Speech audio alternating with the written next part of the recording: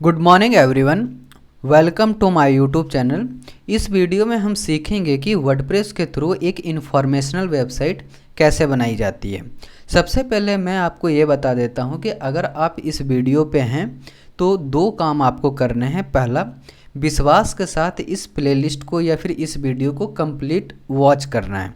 Second क्या है, अगर आप वॉच कर लेते हैं तो इसके बाद इसे प्रैक्टिस ज़रूर करना है। विश्वास मानिए, अगर आप प्रैक्टिस नहीं करते हैं तो दुनिया का कोई भी वीडियो और कितना भी अच्छा डेवलपर हो आपको नहीं सिखा पाएगा। ठीक है, तो जो फैक्ट है मैं वो आपको बोलता हूँ। अगर आप प्रैक्टिस नहीं करते हैं तो स्किप कर दीजिए, कोई फ़ायदा नहीं है। ठीक है, और यूट्यूब पे किसी का भी वीडियो देख लीजिए, आपको कुछ फ़ायदा होने वाला नहीं है। ठीक है, तो ये आपका दोनों टास्क है। उसके बाद मैं यहाँ पे सिखाऊंगा कि एक complete informational website starting to end कैसे बनाते हैं। 100% फ्री वो रहेगी। ऑब्वियस सी बात है, आपको होस्टिंग और डोमेन तो लेना ही पड़ेगा, पर मैं यहाँ पे आपको सिखा दूंगा। ना कोई प्लगइन परचेज करने की आवश्यकता है और ना कोई थीम। ठीक है, तो चलिए हम वीडियो स्टार्ट करते हैं। तो सबसे पहले आप यहाँ पे देखिए कि मैं यहाँ पे हूँ अभी वर्डप्रेस के होम पेज पे। अभी मैंने क्या किया है कि बस मैंने एक डोमेन लिया है, उस डोमेन पे मैं क्या किया है, एक वर्डप्रेस को इंस्टॉल कर रखा है, बस इतना ही काम किया है। ठीक है, तो ये कोई बहुत बड़ी डील नहीं है कि वर्डप्रेस को आपको इंस्टॉल करने नहीं आता है। अगर नहीं आता है तो उसके लिए भी मैं एक वीडियो बना दूंगा। तो सबसे पहले हम वीडियो अब स्टार्ट कर देते हैं फाइनली। तो ये अभी हम कहाँ पे हैं, होम पेज पे हैं। ठीक है, जैसे कि होम पेज पे आपको बहुत सारे अभी कंटेंट आपको दिख रहे हैं, तो इसे क्या करना है, हमें पहले क्लीन करना है। क्लीन करने के लिए सबसे पहले यहाँ पर एक ऑप्शन दिख रहा होगा, स्क्रीन ऑप्शन, इसे यहाँ पे क्लिक कीजिए। क्लिक करने के बाद जितने भी आपको यहाँ पे टिक आउट ऑप्शन दिख रहे हैं, ठीक है, इसे क्या करना है, अनटिक करना है और इसके बाद यहाँ पे क्लीन कर देना है। अब ये हमारा होम स्क्रीन क्या हो गया, क्लीन हो गया। फर्स्ट वर्क हमारा कंप्लीट हो गया। सेकंड क्या हो गया, सेकंड हो गया क्या कि कोई भी हमें थीम इंस्टॉल करना है, कोई भी नहीं, जिस पे आप वर्क करना चाहते हैं वो थीम आपको यहाँ पे इंस्टॉल करना है। तो हम आएंगे यहाँ पे अपीयरेंस का एक ऑप्शन है। अपीयरेंस के ऑप्शन पे आने के बाद यहाँ पे थीम का ऑप्शन है, जहाँ पे हमें इसे क्लिक करना है। यहाँ पे ऑलरेडी एक थीम इंस्टॉल्ड है जिसका नाम है हेलो एलिमेंटर इसे बोलते हैं, यह देखिए। ठीक है, तो हमको थीम ऐड करने के लिए क्या करना पड़ेगा, सबसे पहले यहाँ पर ऐड थीम पे जाइए। बारीकी से देखिए, मैं ध्यान से देखिए, मैं हर एक ऑप्शन आपको मैं सिखाऊंगा। ठीक है, तो ऐड थीम पे क्लिक कीजिए। ऐड थीम पे जैसे ही आप क्लिक करते हैं तो यहाँ पे दो ऑप्शन आता है, पहला है अपलोड थीम और दूसरा है सर्च करने का थीम आया है। मतलब जो थीम आपको यहाँ पे अवेलेबल है उस थीम के नेम से आपको यहाँ पे सर्च कर सकते हैं, या कोई थर्ड पार्टी मार्केट प्लेस से कोई थीम आपने परचेज किया है तो यहाँ पे अपलोड थीम पे जैसे ही क्लिक कीजिएगा यहाँ पे आएगा चूज़ फाइल। मतलब अब आपको आपके कंप्यूटर के गैलरी या फिर फाइल में लेकर चला गया। ठीक है, अब सपोज कि ये मेरा थीम है तो यहाँ पर आप इसे क्लिक कीजिए, यहाँ पे ओपन कीजिए, वो कहाँ आ जाएगा, यहाँ पे आ जाएगा, फिर यहाँ पे इंस्टॉल नाउ करना पड़ेगा। तो ये हमारा हो गया कि अगर आपने कहीं और से थीम परचेज किया है तब यहाँ पे इंस्टॉल कर सकते हैं। पर मैंने क्या बोला कि हम एकदम फ्री में, मतलब बिल्कुल फ्री में हम वेबसाइट बनाना सीखेंगे, तो उस पर हम वर्क करेंगे एस्ट्रा पे। एस्ट्रा काफ़ी पॉपुलर थीम है और काफ़ी 100% एडिटेबल है, जो भी आप बोल सकते हैं इसे हम कस्टमाइजेबल बोल सकते हैं। ठीक है, तो सबसे पहले हम क्या करेंगे, एस्ट्रा पे क्या करेंगे, इंस्टॉल पे क्लिक करेंगे। ठीक है, जैसे ही इंस्टॉल होगा उसके बाद यहाँ पे एक्टिवेट का ऑप्शन एक्टिवेट हो जाएगा, तो यहाँ पर हम क्या करेंगे, इसे एक्टिवेट कर देंगे। एक्टिवेट हो गया। हमारे यहाँ पे दो थीम इंस्टॉल्ड है, जिसमें से एक थीम एक्टिवेट है और दूसरा इनएक्टिवेट है। होता क्या है कि इंस्टॉल जो थीम है आप 5, 6, 10 कितने भी इंस्टॉल कर सकते हैं, पर उनमें से कोई एक ही एक्टिवेट रहेगा। अगर मैंने इसे एक्टिवेट किया तो ये डीएक्टिवेट हो जाएगा, अगर मैंने इसे एक्टिवेट किया तो फिर एक्स्ट्रा थीम है वो डीएक्टिवेट हो जाएगा। तो मैंने अभी इसे एक्टिवेट कर दिया, तब इसका कोई काम नहीं काम है, तो इसे क्या करेंगे, हम यहाँ से डिलीट कर देंगे। फालतू का फाइल रखना कोई नेसेसरी नहीं है, उसे डिलीट कर देना ही फ़ायदा है। ठीक है, हमारा एक वर्क हो गया, क्या हमने थीम इंस्टॉल कर लिए।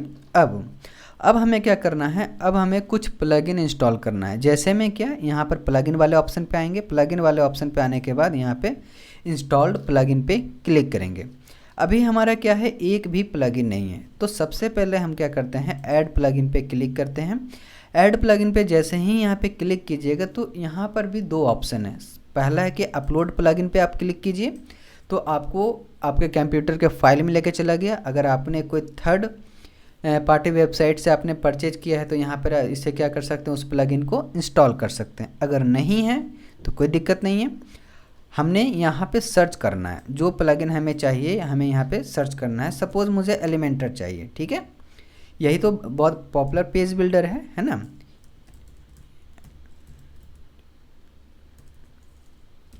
देखते हैं हमारा, है ना, एलिमेंटर पेज बिल्डर है हमारा। तो ये हमारा एलिमेंटर सर्च किया तो यहाँ पर देखिए ये आ गया एलिमेंटर, जो कि जिसके हैं क्या 10 मिलियन एक्टिव इंस्टॉलेशन अभी करंट टाइम में है।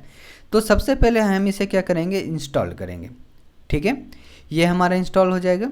इंस्टॉल होने के बाद एक प्लगइन और है जो कि इम्पॉर्टेंट है, पर मैं देखता हूँ वो अभी इम्पॉर्टेंट है या फिर नहीं है, ठीक है। देखते हैं क्या हो सकता है क्या नहीं हो सकता है। फिलहाल हम क्या करते हैं कि एलिमेंटर को रहने देते हैं, एलिमेंटर से हमारा काम हो जाएगा, ठीक है। एलिमेंटर इंस्टॉल हो गया। अब इसे हम क्या करते हैं, एक्टिवेट कर देते हैं। अब ये हमारा जो है एक्टिवेट हो गया।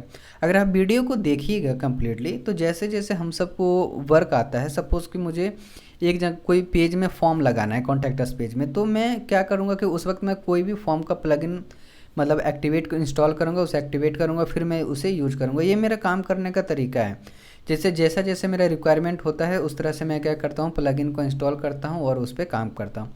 तो अभी मुझे एलिमेंटर चाहिए तो मैंने एलिमेंटर को इंस्टॉल कर लिया और एक्टिवेट कर लिया। क्लियर हो गया दो चीज़। अब सबसे इम्पॉर्टेंट बात है यहाँ पे सेटिंग, सबसे इम्पॉर्टेंट है। हमने सबसे पहले डैशबोर्ड को क्लिक किया, एक्स्ट्रा थीम को इंस्टॉल एक्टिवेट किया, देन हमने प्लगइन को इंस्टॉल और एक्टिवेट किया। अब आते हैं सेटिंग पे। सेटिंग पे आने के बाद सबसे पहले हम आएंगे जनरल पे। जो इम्पॉर्टेंट है मैं आपको वही बताने वाला हूँ, ठीक है। अगर आप डिटेल में सीखना चाहते हैं तो फॉलो कर लीजिए। हर एक पर्टिकुलर ऑप्शन पे मैं पर्टिकुलर वीडियो लाने वाला हूँ, ठीक है। यहाँ पर है सिलेक्ट टाइटल, यहाँ पर कोई भी टाइटल आप दे सकते हैं। जैसे EN क्रिएशन मैंने दे दिया है तो यहाँ पर देखिए यहाँ पे EN क्रिएशन आ गया। मे बी अगर मैं इसे डिलीट करूँ तो यहाँ पे देखिए क्लिक हो गया, डिलीट हो गया। यानी अगर मैं यहाँ पे चल जाऊँ तो अगर मैं यहाँ पे लिख देता हूँ कि वेब डेवलपमेंट सर्विस, तो ये हमारा यहाँ पे आ गया वेब डेवलपमेंट सर्विस, ठीक है। टैग लाइन में भी हम क्या कर सकते हैं, सेम डाल सकते हैं। ओके, दो चीज़ clear. Site icon, site icon का क्या मतलब होता है? साइट आइकन का मतलब होता है क्या कि कोई भी जब आप वेबसाइट ओपन करते हैं, ये जो आपको आइकन दिख रहा है इसे बोलते हैं साइट आइकन। अभी मेरे पास कोई भी आइकन नहीं है, इसीलिए ये क्या है, इस तरह से ये शो हो रहा है। पर जैसे ही आप साइट आइकन पर क्लिक कीजिए तो आपको ये गैलरी में लेके जाएगा। गैलरी में नहीं लेके गया, अब यहाँ से फाइल में लेके जाएंगे। अब हम देखते हैं कि कोई ऐसा कोई आइकन है या फिर लोगो है जिसे हम क्या कर सकते हैं, साइट आइकन के लिए यूज कर सकते हैं।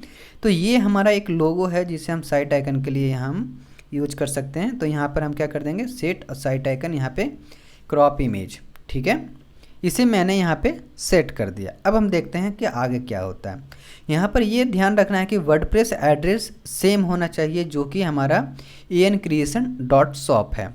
क्लियर है ना, साइट एड्रेस भी सेम रहेगा। उसके बाद ये है यहाँ पे न्यू यूज़र डिफ़ॉल्ट है, जो सब्सक्राइबर ही रहने दीजिएगा, ना कि ऐसे ऑथर या फिर एडिटर, इस तरह से नहीं करना है, हमको ये रख देना है।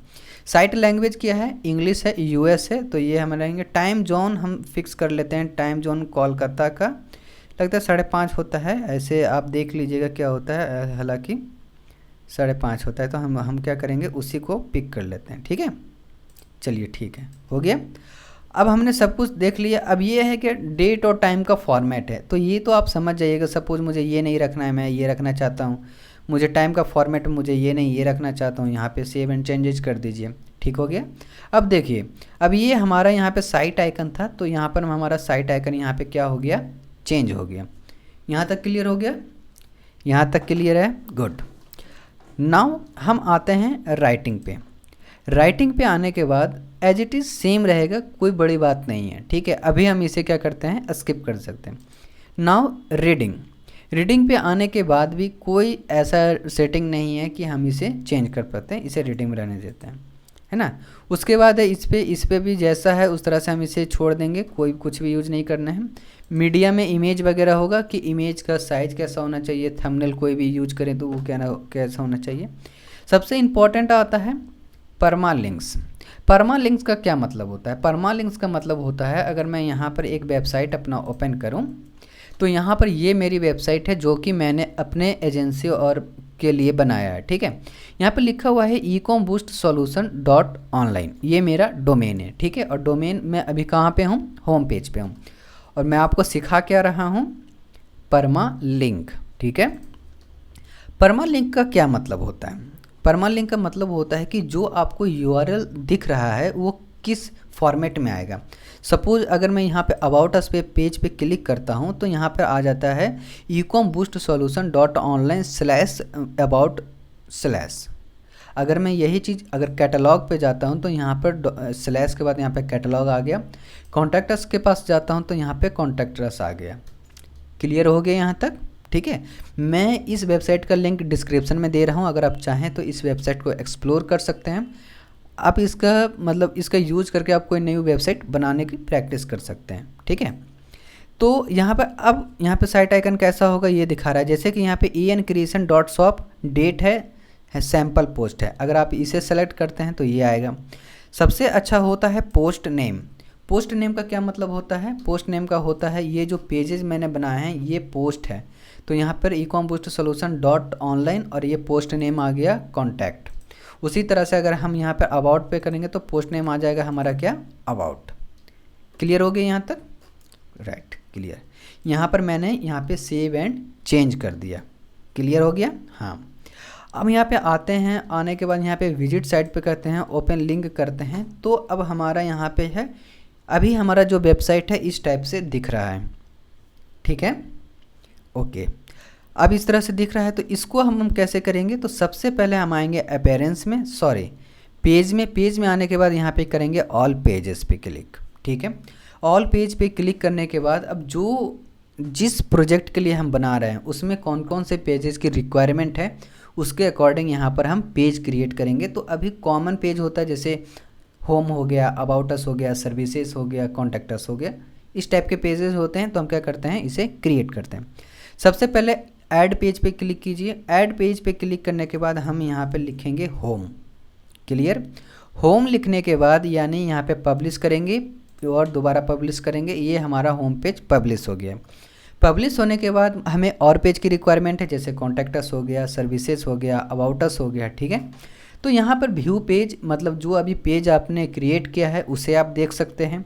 यहाँ पे लिखा है ऐड पेज, मतलब इसके अलावा और कोई पेज आप ऐड करना चाहते हैं? यस। तो यहाँ पे हम क्या करेंगे, ऐड पेज पे क्लिक करेंगे। क्लियर हो गया यहाँ तक? अब यहाँ पे दूसरा जो पेज आएगा हमारा अबाउट। स्पेलिंग वगैरह मिस्टेक हो जाए तो माफ़ कर दीजिएगा। यहाँ पर मैंने अब लिखा अबाउट अस, इसको भी हम क्या करना है, यहाँ पे पब्लिश का बटन है, पब्लिश कर दीजिए। ये हमारा पब्लिश हो गया। क्लियर? थर्ड पेज हमारा क्या होगा? कुछ भी हो सकता है जैसे सर्विसेज, सेम रिपीट प्रोसेस करेंगे। यहाँ पर हमने क्या कर दिया, इसे पब्लिश कर दिया। नाउ नेक्स्ट हो गया यहाँ पे कॉन्टैक्ट अस, मे भी थोड़ा स्पेलिंग गलत हो गया, ठीक है। यहाँ पर इसे क्या करेंगे, हम पब्लिश कर देंगे। 4 पेजेस मैंने अभी यहाँ पे बनाए, एक पेज और बना देते हैं। तो यहाँ पर ऐड पेज करेंगे और यहाँ पर लिखेंगे ब्लॉग, है ना। क्लियर हो गया यहाँ तक? यहाँ पे लिखेंगे क्या हम, ब्लॉग, ठीक है। 5 पेज हमने बनाया। अब बैक जाने के लिए क्या करेंगे, सिंपल सा साइट आइकन पे क्लिक करेंगे और दोबारा हम क्या आ गए, हमने अपने वर्डप्रेस के पेज पे आ गए, ठीक है। अब हमने 5 पेज यहाँ पे क्रिएट किए, जो 5 पेज यहाँ पे आपको शो हो रहे हैं। उसके बाद हमको क्या करना है, अब ये मैं आपको बताता हूँ। सबसे पहले आप यहाँ पे विजिट साइट पे थे तो इसको क्या कीजिए, रिफ्रेश करने के बाद कुछ चीज़ें पे गौर करने वाली बात है। जैसे मैं कि यहाँ पे लिखा हुआ है वेब डेवलपमेंट सर्विस। क्लियर है? अगर मैं अपने वेबसाइट की बात करूँ तो यहाँ पर मैंने लोगो लगाया हुआ है और ये जो पेजेज हैं, होम है, अबाउट अस है, सर्विसेज है, कैटलॉग है, पोर्टफोलियो है, ब्लॉग है एंड कॉन्टैक्ट है। क्लियर हो गया? पर इस वेबसाइट में देखें तो यहाँ पर अबाउट अस है, ब्लॉग है, कॉन्टैक्ट अस है, होम है और सर्विस है। अरेंजमेंट पेजेस का क्लियर नहीं है, फर्स्ट प्रॉब्लम। सेकंड प्रॉब्लम क्या है कि ये डायरेक्ट एक ब्लॉग का पेज है। ऐसा क्यों है, इसको हम समझते हैं। वर्डप्रेस सबसे पहले सिर्फ ब्लॉगिंग के लिए बना हुआ था, ठीक है। इसीलिए आप कभी भी वर्डप्रेस को इंस्टॉल कीजिएगा, पेजेस बनाइएगा, तो बाय डिफ़ॉल्ट आपको ब्लॉग का पेज ब्लॉग वाला जो पेज है वो होम पेज पे शो होगा सबसे पहले। जैसे अगर मैं इसे यहाँ पे रिफ़्रेश कर दूँ, यहाँ पर ऐसे इसे कट कर दूँ, ठीक है, और यहाँ पर मैं इसे इंटर मारूँ तो ये हमारा होम पेज है। पर अगर आप वर्डप्रेस को ऑन करते हैं तो आपका ब्लॉग पेज यहाँ पे सेट होता है। अब उसको कैसे फिक्स करेंगे देखते हैं। सबसे पहले हमको आना है अरेंजमेंट, इसका क्लियर करना है सबसे पहले, ठीक है। उसको क्लियर करने के लिए हमको आना है अपीयरेंस में। अपीयरेंस में आने के बाद यहाँ पे होवर कीजिए। होवर करने के बाद मेन्यू हो, जैसे ही मैंने क्लिक कर दिया तो यहाँ पर एक ऑप्शन दिख रहा है आपको मेन्यू का। मेन्यू पे क्लिक कीजिए। मेन्यू पे क्लिक किए, ओके यहाँ तक क्लियर हो गया, ओके समझ में आ गया।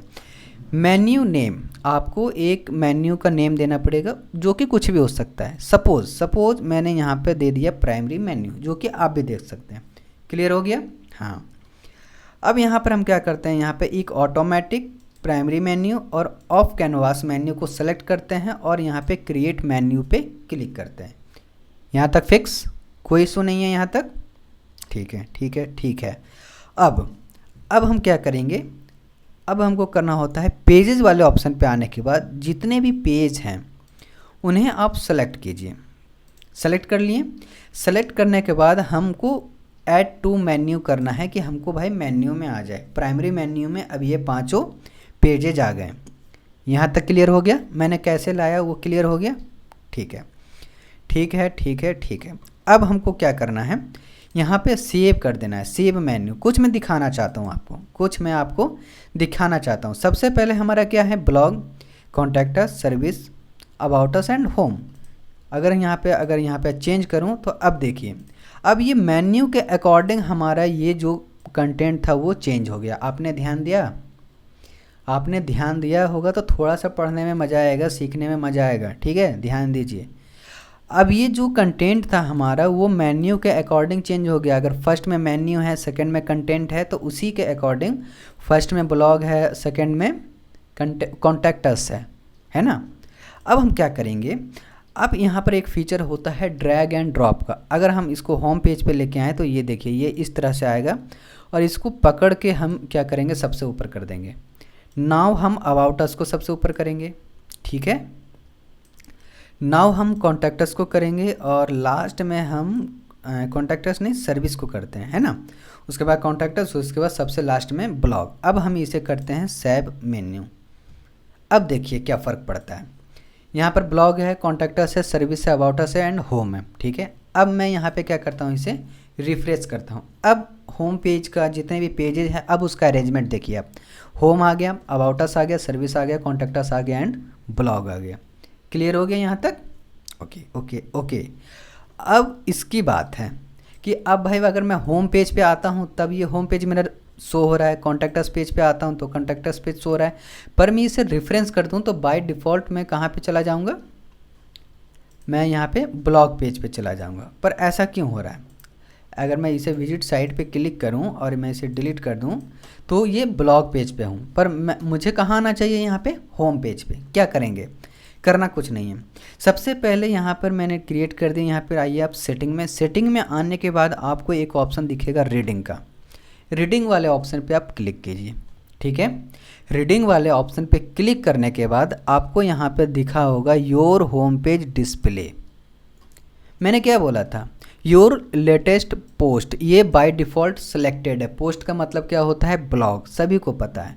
पर जैसे जैसे वर्डप्रेस डेवलप होता गया उस तरह से क्या होता है, डेवलपर ने उसको तो वहाँ पे छोड़ दिया कि वो हमारा बाय डिफ़ॉल्ट रहेगा, आप कुछ भी बोल सकते हैं।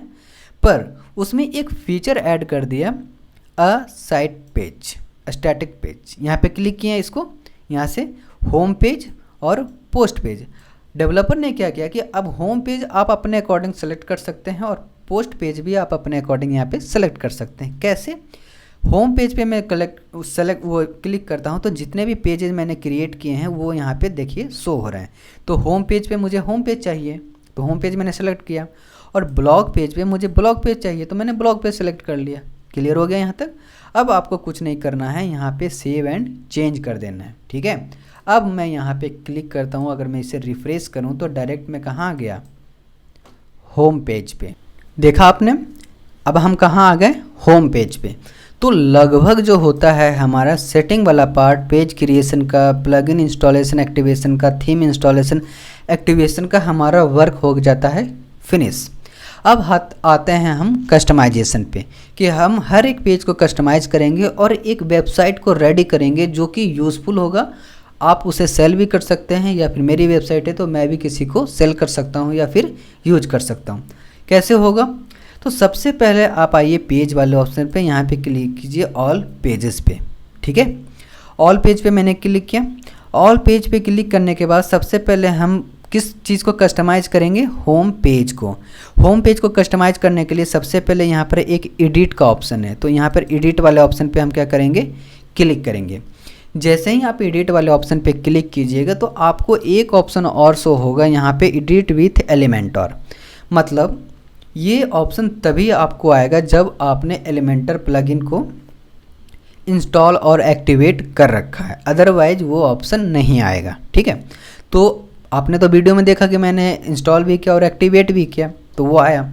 तो हम क्या करेंगे, यहाँ पे एडिट विथ एलिमेंटर के साथ इस पेज को ओपन करेंगे, जो कि हमने ओपन कर दिया। ठीक है, अब देखिए, अब यहाँ पे मैंने पेज ओपन कर दिया, यहाँ पे होम पेज भी आया हुआ है जिसको हम क्या करेंगे, हाइड कर देंगे। तो चलिए ये मैंने यहाँ पे क्या कर दिया, इसको हाइड कर दिया। अब इस पेज को कस्टमाइज करने के लिए जितने एलिमेंटर प्लगइन के एलिमेंट हैं यहाँ पे आपको दिख रहे हैं, जैसे कंटेनर है, ग्रिड है, title, image, text editor, video, button and divider, image element, XYZ काफ़ी सारे हैं। जैसे प्रो में भी काफ़ी, अगर प्रो एलिमेंटर आप यूज करते हैं तो काफ़ी एलिमेंट आपको मिल जाते हैं। तो यहाँ से आप प्रो भी, अगर आपके पास पैसा है तो परचेज कर सकते हैं, अदरवाइज स्किप कर सकते हैं। सीखने के लिए फ्री इनफ है। प्रैक्टिस कीजिए, सीखिए, उसके बाद पैसा वैसा होता है। क्लाइंट वगैरह को आप वर्डप्रेस बना के सेल करते हैं तो आप परचेज कर लीजिए, कोई दिक्कत नहीं है। मतलब इन्वेस्टमेंट करना कोई कहीं से किसी भी एंगल से वो दिक्कत नहीं होता है। ठीक है, इन्वेस्टमेंट करना चाहिए।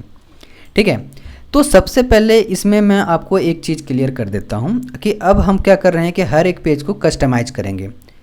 अब मैं इसे क्या बता रहा हूँ, क्या बताने वाला हूँ, मैं बताने वाला हूँ कि जितने भी वेबसाइट वर्डप्रेस पे बने हुए हैं उसके दो पैरामीटर होते हैं, या आप बोल सकते हैं कि उसका दो बेस होता है। पहला एक होता है एलिमेंट, जो आप वेबसाइट पे यूज करते हैं, वो टाइटल हो गया, डिस्क्रिप्शन हो गया, इमेज हो गया, कोई आइकन हो गया। ठीक है, इसे बोलते हैं एलिमेंट। मतलब जो भी वर्डप्रेस पे आप एलिमेंट यूज कीजिएगा उसके लिए एक बेस होगा जिसे बोलते हैं कंटेनर। अब कंटेनर क्या होता है उसका मतलब मैं सिखाता हूँ। सबसे पहले सपोज मेरे टेबल पर अभी लैपटॉप है, मोबाइल स्टैंड है, माउस है, माइक है, बॉटल है, चार्जर है। ठीक है, तो जो हमारा ये सब ऑब्जेक्ट है वो हो गया एलिमेंट। ठीक है, पर जिस टेबल पर है ये टेबल हो गया हमारा कंटेनर। क्या डिफरेंस है, अब हम प्रैक्टिकली सीखते हैं। सबसे पहले हम यहाँ पे होम पेज पे हैं, प्लस के साइन पे क्लिक कीजिए। जैसे ही आप प्लस के साइन पे क्लिक कीजिएगा तो यहाँ पे आपका आएगा फ्लेक्सबॉक्स और ग्रिड, दो है, ये दोनों के दोनों कंटेनर है। दोनों में क्या डिफरेंस है हम वीडियो के साथ साथ आगे सीखेंगे। सबसे पहले मैं आपको बताता हूँ फ्लेक्सबॉक्स और ग्रिड को मैं अभी कम्प्लीटली स्किप कर देता हूँ। ठीक है, मैं ग्रिड ऑप्शन को कम्प्लीटली स्किप कर रहा हूँ। आने वाले वीडियो में, आने वाले जब आगे आप बढ़िएगा तो मैं इसको पढ़ाऊँगा। सबसे पहले हम क्लिक करते हैं फ्लेक्सबॉक्स पे। जैसे ही आप फ्लेक्सबॉक्स पे क्लिक कीजिएगा तो आपको 12 डिफरेंट टाइप के कंटेनर मिलेंगे अकॉर्डिंग टू योर प्रोजेक्ट। इसे आप पिक कर सकते हैं कि मेरे प्रोजेक्ट के लिए कौन सा कंटेनर मेरे लिए सुटेबल होगा। कैसे, सबसे पहले यहाँ पे दो कंटेनर ऐसे हैं जो 100% है, मतलब इनका डिवाइड नहीं किया गया है, ये पूरा है 100%। डिफरेंस क्या है, डिफरेंस क्या है कि एक का एरो डाउन साइड है और दूसरे का एरो राइट साइड है, जो भी बोल सकते हैं। ठीक है, डायरेक्शन रो है। ये दोनों में क्या डिफरेंस है इसका भी मैं आपको बताऊंगा। ठीक है, वीडियो में बने रहिए, हर एक ऑब्जेक्शन, हर एक कन्फ्यूज़न को मैं क्लियर करने वाला हूँ। ठीक है, नेक्स्ट आप कंटेनर को देखिएगा तो ये 50-50% में ऑलरेडी डिवाइडेड है। मतलब कोई वेबसाइट आपने ऐसी देखी होगी, मेरी ही वेबसाइट देख लीजिए, जैसे ये मेरी वेबसाइट है तो मैंने 50% में आप ये बोल सकते हैं कि मैंने कंटेंट लिखा है और 50% में आप बोल सकते हैं कि मैंने फॉर्म का यूज किया है। ठीक है, और किसी वेबसाइट में क्या होता है कि कंटेंट होता है, उसके बाद क्या होता है इमेज यूज करते हैं, जैसा कि हम इस वेबसाइट में भी इमेज यूज करने वाले हैं। तो तब हम क्या करेंगे, हम इस कंटेनर को पिक करेंगे। उसी तरह से अगर आपको लगता है कि मेरा राइट हैंड साइड का जो कंटेंट वाला पार्ट है या फिर इमेज वाला पार्ट है वो थोड़ा बड़ा होना चाहिए, तो आप ये पिक कर सकते हैं, या आप ये पिक कर सकते हैं कि मेरे पेज पे 4 ऐसे कंटेनर होने चाहिए कि जो चारों इक्वल रहे, तो आप ये पिक कर सकते हैं। ठीक है, तो मेरा कहने का मतलब ये है कि ये सब कंटेनर के वेराइटी हैं, आपको आपके प्रोजेक्ट के अकॉर्डिंग क्या सूट करता है उसके अकॉर्डिंग यहाँ से आप कोई भी कंटेनर पिक कर सकते हैं। ठीक है, तो सबसे पहले हम क्या करते हैं कि एक कंटेनर यहाँ से लेते हैं फुल विड्थ वाला। ठीक है, कंटेनर के पूरे सेटिंग को हम समझते हैं। सबसे पहले एक कंटेनर के सेटिंग को मैं समझा दूंगा तो समझिए कि सभी कंटेनर पे सेम अप्लाई होगा। सबसे पहले मैंने एक कंटेनर लिया, कंटेनर लेने के बाद जैसे ही मैंने कंटेनर लिया यहाँ पे एक ऑप्शन ओपन हुआ है एडिट कंटेनर। मतलब आपने जो कंटेनर लिया है अब उसको आप एडिट कर सकते हैं। क्या क्या एडिट कर सकते हैं और कैसे? सबसे पहले है लेआउट, दूसरा है स्टाइल, उसके बाद है एडवांस। तीनों को हम बारी बारी डिटेल में इसमें हम कंप्लीट करेंगे। सबसे पहले मैंने बोला था क्या कि हमने फ्लैक्स बॉक्स लिया है और ग्रिड को यहाँ पे हमने स्किप कर दिया है। ठीक है, तो चलो ठीक है, ये हमारा पहला पार्ट कंप्लीट हो गया। सेकेंड है क्या, कंटेंट विड्थ। विड्थ का मतलब होता है चौड़ाई। ठीक है, अब चौड़ाई कितनी होनी चाहिए कंटेनर की, आप यहाँ से अपने प्रोजेक्ट के अकॉर्डिंग डिसाइड कर सकते हैं। जैसे अभी बॉक्स है, अगर मैं चाहूँ तो यहाँ पे फुल विड्थ भी कर दूँगा। डिफरेंस क्या है? डिफरेंस ये है कि अगर मैं इसे मिनिमाइज करूँ तो यहाँ पर कोई भी कंटेनर अभी आपको नहीं दिख रहा है, क्योंकि ये यहाँ से लेके यहाँ तक आ गया। ये कैसे पता चलेगा? अगर मैं इसे फुल विड्थ की जगह मैं बॉक्स कर दूँ, उसके बाद यहाँ पे मिनिमाइज करूँ, यहाँ पर अगर आपको दिखेगा कि यहाँ तक है। कैसे? तो एक चीज़ और हम कर सकते हैं, स्टाइल में आएंगे, स्टाइल में आने के बाद यहाँ पे कलर हम एक फिल कर देते हैं। अब देखिए, ठीक है, अब आपको समझ में आ रहा है ना? अब देखिए यहाँ तक ये फुल विड्थ हो गया हमारा, फुल विड्थ है, बॉक्स है। ठीक है, ये देखिए ये डॉटेड लाइन है, यहाँ पे डिपेंड करता है हमारा। देखिए, नहीं समझ में आया कोई दिक्कत नहीं, यहाँ पर आप वो क्लिक कीजिए, यहाँ पर क्लिक करने के बाद यहाँ पर बेसिक पे आइए और यहाँ पर एक टाइटल ले लीजिए। अब समझ में आ जाएगा। अब क्या होगा, अब आपको क्लियर समझ में आ जाएगा। देखिए, जैसे मैंने फुल विड्थ लिया है, यहाँ पे फुल विड्थ लेने के बाद अगर मैं इसे मिनिमाइज करता हूँ तो जो हमारा हेडिंग वाला पार्ट है वो कहाँ से स्टार्ट हो रहा है, वो बिल्कुल मतलब क्या बोल सकते हैं कि एकदम स्क्रीन से मतलब पूरा सटे हुए यहाँ पर स्टार्ट हो रहा है। पर यहाँ पर अगर मैं बॉक्स कर दूँ, अब यहाँ पे देखिए क्या डिफरेंस आता है। ठीक है, समझ में आ गया क्या दिक्कत है? समझ में आ रहा है क्या? समझ में आ रहा है? ठीक है, ठीक है, ठीक है। उसके बाद अगर मैं चाहूँ तो यहाँ पे अपने अकॉर्डिंग विड्थ का साइज भी मैं यहाँ पे कर सकता हूँ। जैसे मैं ज़्यादा यूज करता हूँ 1350। ठीक है, ये मेरे लिए काफ़ी सूटेबल साइज है। मैंने ये वेबसाइट भी है, मैंने 1350 जो विड्थ है मैंने उसी पर ये मैंने पूरी की पूरी वेबसाइट बनाया। ये वर्डप्रेस का वेबसाइट है। ठीक है, ऐसा नहीं कि ये मैंने कोडिंग किया। आप इसे एक्सप्लोर कीजिए, थोड़ा सीखिए, समझिए। ठीक है, तब आपको ज़्यादा क्लियर होगा। ये डिस्क्रिप्शन में लिंक है इसका। ठीक है, तो ये देखिए, तो हम सब क्या कर सकते हैं, हेडिंग को कहाँ से स्टार्ट करना है, ये हमारा यहाँ से स्टार्ट